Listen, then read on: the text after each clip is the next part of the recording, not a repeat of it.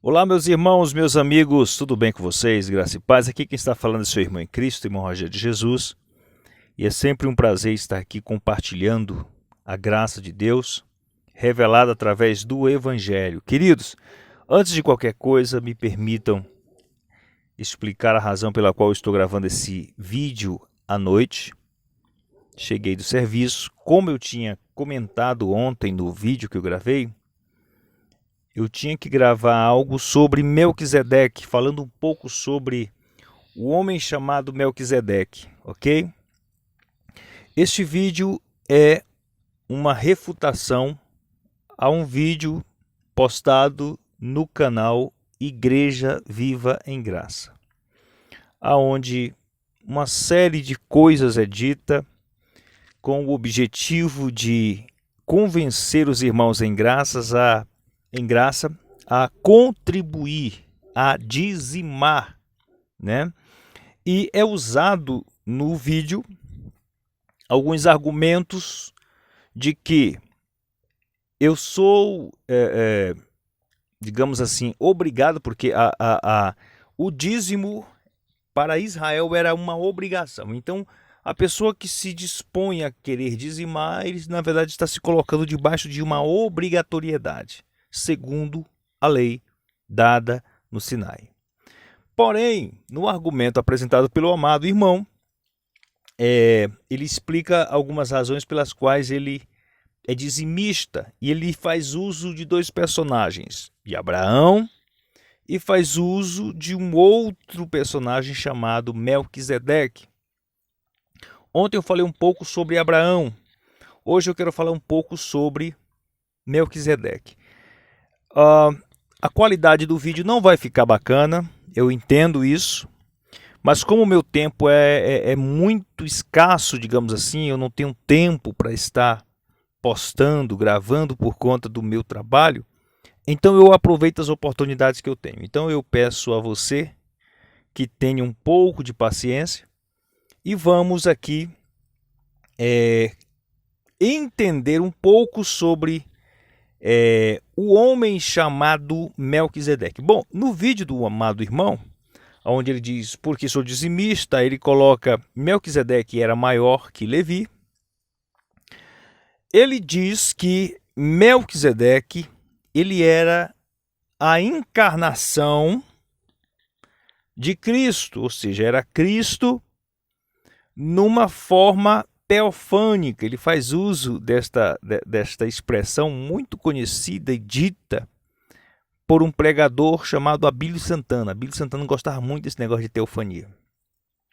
Teofania, manifestações, ou seja, era Cristo se manifestando em alguns momentos no Antigo Pacto.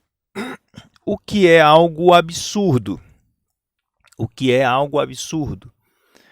Por que é algo absurdo? Porque a Bíblia ela fala um pouco sobre Melquisedeque, mas toda a informação acerca deste homem são limitadas, digamos assim, né? O escritor da Epístola aos Hebreus ele faz citação do homem chamado Melquisedeque e utiliza Melquisedeque como um tipo de Cristo. Ele não está dizendo que Melquisedeque é Cristo ou que é uma teofania de Cristo ou uma manifestação de Cristo no Antigo Pacto. Ele não está dizendo isso, tá? O texto não está dizendo isso.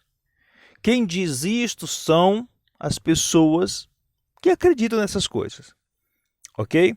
Melquisedeque não era Deus encarnado, Melquisedeque não era o próprio Deus em carne, Melquisedeque não era Cristo. Pronto, ok?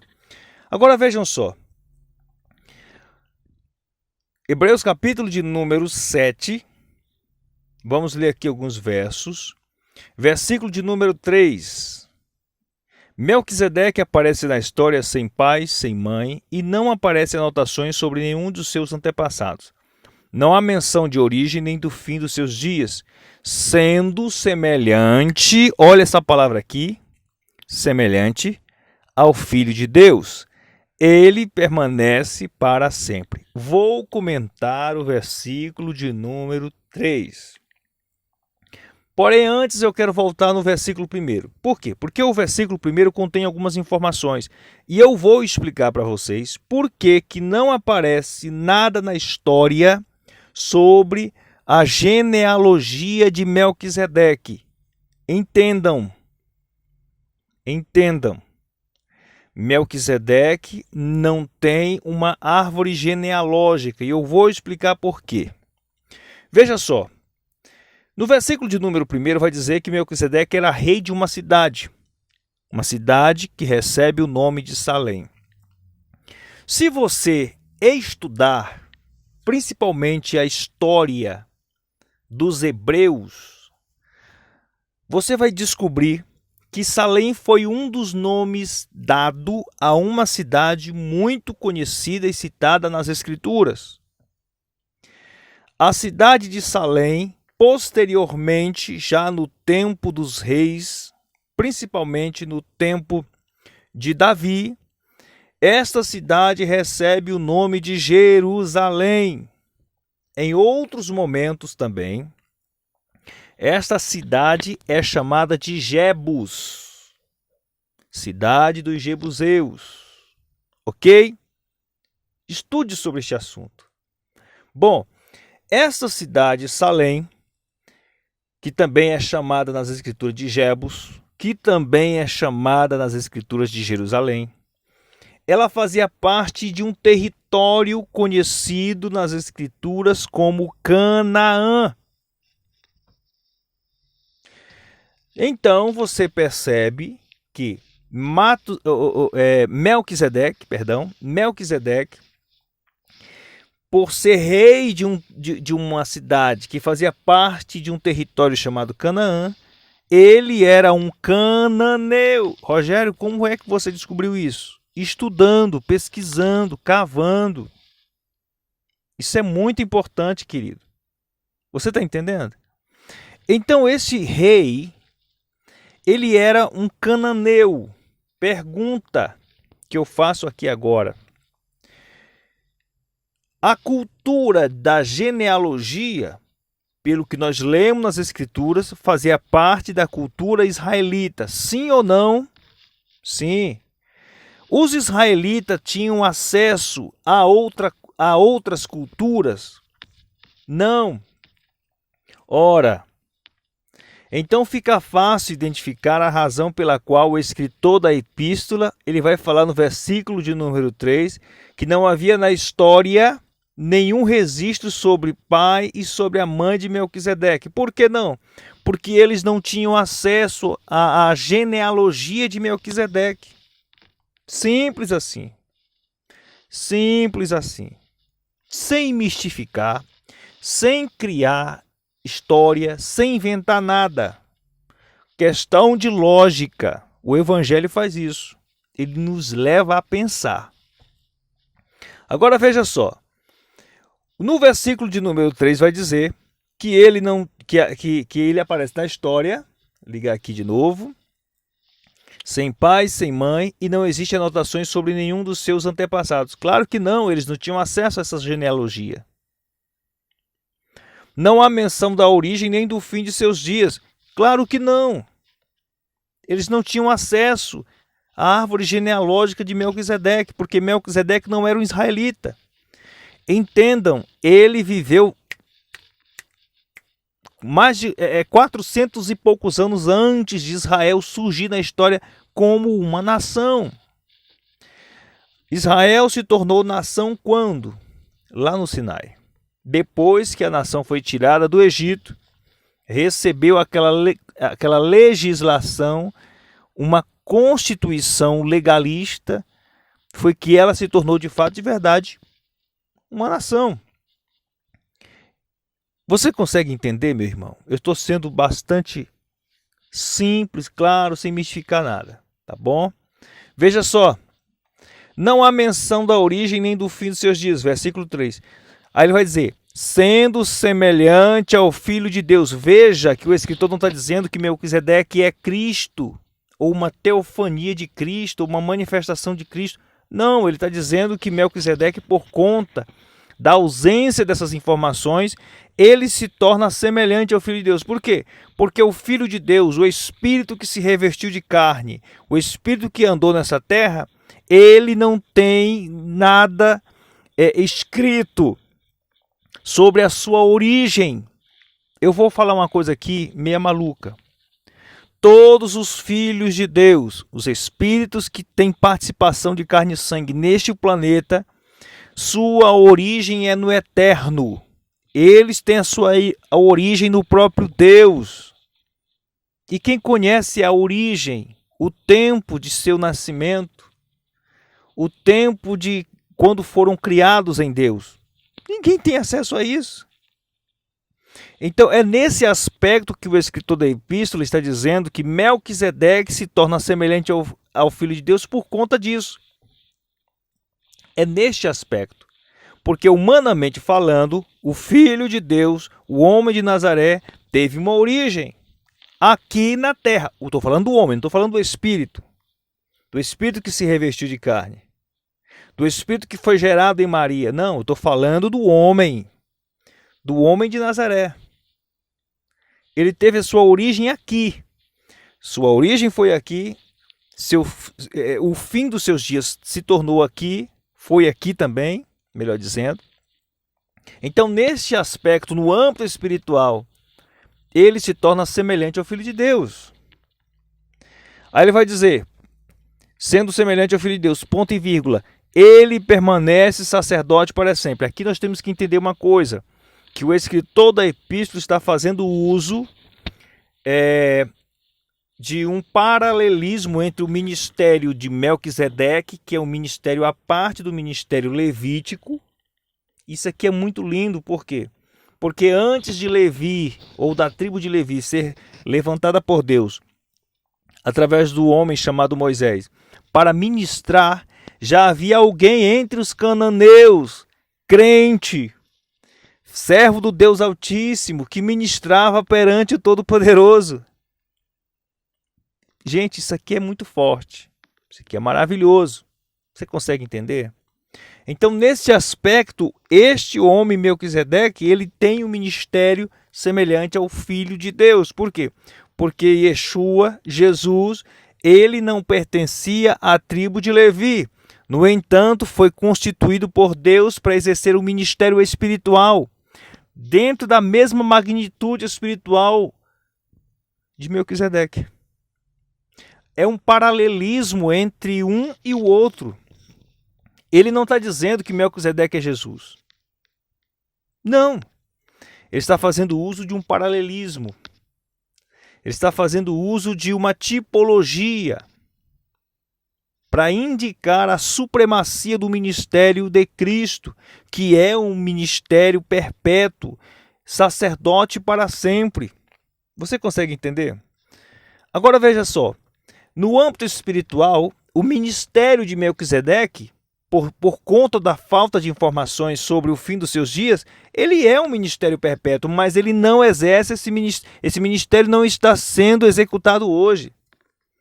Dentro da linguagem do escritor da Epístola aos Hebreus, sim, o ministério dele é um ministério perpétuo, semelhante ao ministério do Filho de Deus, mas o ministério hoje vigente não é o ministério de Melquisedeque, senhores. Porque senão nós teríamos 2 ministros, 2 sacerdotes ministrando perante o Todo-Poderoso. Eu estou fazendo aqui uso dessas colocações para vocês entenderem. Mas o ministério sacerdotal de Cristo, além de ser um ministério eterno, perpétuo, segundo a ordem de Melquisedeque, mas nós sabemos que isso aqui tinha um contexto histórico, e apontava para um tempo específico. Mas o ministério de Melquisedeque não está em vigor. Ele está fazendo uso aqui dessa linguagem metafórica, desse simbolismo aqui, para colocar em par de igualdade o ministério de um e o ministério do outro. Mas nós sabemos que o único que foi levantado por Deus para não somente inaugurar a nova aliança, como também exercer um ministério sacerdotal perante o trono da majestade, foi o Cristo ressuscitado. Foi ele, não foi outra pessoa. Você consegue entender, meu amado irmão? Aí ele vai dizer, versículo 4, veja então como este Melquisedeque é importante, até mesmo Abraão, o primeiro e mais respeitado de todo o povo, excluído de Deus, deu a Melquisedeque a 10ª parte dos despojos que ele tomou dos reis de quem estivera lutando. Queridos, versículo de número 6 vai dizer assim, ó. Este homem, entretanto, não pertencia à descendência de Levi, e mesmo assim recebeu a 10ª parte de Abraão. Eu quero, aqui nesse ponto, expor um grande equívoco do pastor do canal Igreja Viva em Graça. Ele fala no canal dele que, de fato, o ministério levítico não está em evidência, mas o ministério de Melquisedeque está. E ele tem coragem de falar uma coisa que para mim é absurda. Ele diz que assim como Melquisedeque, que não fazia parte do ministério levítico, recebeu o dízimo de Abraão, ele, o pastor, ele pode receber o dízimo, porque ele é um sacerdote. E aí ele faz uso de um texto de Pedro, quando Pedro fala aos seus ouvintes no primeiro século, que eles lá eram sacerdotes reais. E ele aplica aquela fala de Pedro a ele, dizendo que ele, pastor, era um sacerdote e por conta disso deveria receber dízimo. Irmãos, isso é um engano. Porque o texto de Pedro não está falando com pastores. O texto de Pedro, a fala de Pedro, estava sendo direcionada aos ouvintes, aos leitores de Pedro. O que, na verdade, ele estava fazendo uma citação de um texto de Êxodo, quando Deus falou, através do profeta Moisés, aos filhos de Israel, dizendo que eles seriam uma nação santa, um sacerdócio real, um reino de sacerdotes. Então, Pedro está fazendo uso daquela fala lá, falando com eles e não com o pastor. O que é isso, meu amado irmão? É uma tentativa de fazer com que as pessoas se sintam na obrigação de dar dízimo.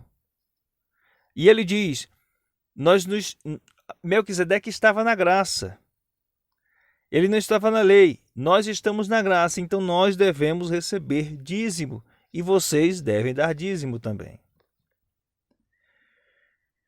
É complicado, amados, porque a gente vê, e eu vou repetir mais uma vez o que eu falei no vídeo anterior. Eu não sou contra ninguém pedir contribuição.